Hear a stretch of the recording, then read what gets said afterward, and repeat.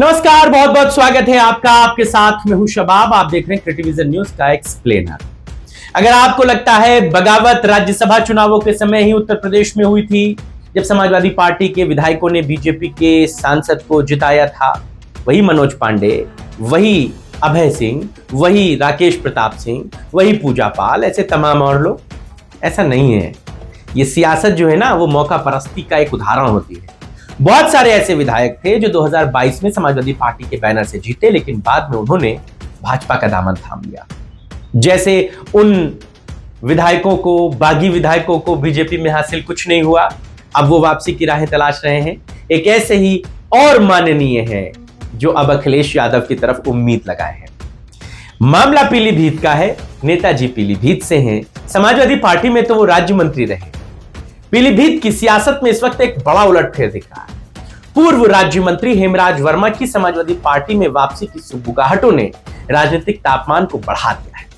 लखनऊ में Samajwadi party supremo Akhilesh Yadav से मुलाकात के बाद यह लगभग तय माना जा रहा है कि हेमराज वर्मा फिर उसी दरवाजे पर दस्तक दे रहे हैं जिसे कभी छोड़कर वो बड़ी उम्मीदों के साथ भाजपा के दर पर गए थे। याद कीजिए, जब उन्होंने सपा छोड़कर भाजपा का दामन थामा था तो इसे बड़ा राजनीतिक दांव बताया गया था। दावा किया गया था कि भाजपा में उन्हें बड़ा कद मिलेगा, नई ताकत मिलेगी और क्षेत्र की राजनीति में उनकी पकड़ और मजबूत। लेकिन हासिल क्या हुआ? हकीकत क्या रही? ना तो बड़ा पद मिला, ना प्रभावी जिम्मेदारी मिली, ना संगठन में कोई खास हैसियत उनकी रही।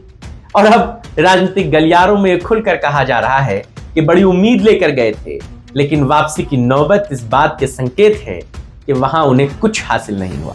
अपमान हुआ, अपेक्षित किए गए, सही सम्मान और स्थान नहीं मिला।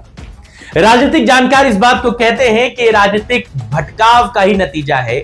जिस पार्टी ने उन्हें विधायक बनाया, राज्य मंत्री बनाया, उसी को छोड़कर चले गए, अब फिर लौटने की तैयारी कर रहे हैं। सवाल यह भी है कि क्या यह वैचारिक प्रतिबद्धता है या राजनीतिक जमीन खिसकने का डर? भाजपा में सालों बिताने के बाद अगर फिर पुराने घर की याद आ रही हो तो यह भाजपा की अंदरूनी सियासत और उपेक्षा पर भी सवाल खड़े करता है। चर्चा उठ चली है कि 2027 के विधानसभा चुनाव में वो पीलीभीत शहर सीट से फिर से ताल ठोक सकते हैं। अगर ऐसा होता है तो यह सिर्फ दल बदल नहीं होगा, बल्कि भाजपा के लिए भी सीधा राजनीतिक संदेश होगा कि जिन चेहरों को साथ लाया गया था वो ही अब असंतोष के साथ बाहर निकल रहे हैं।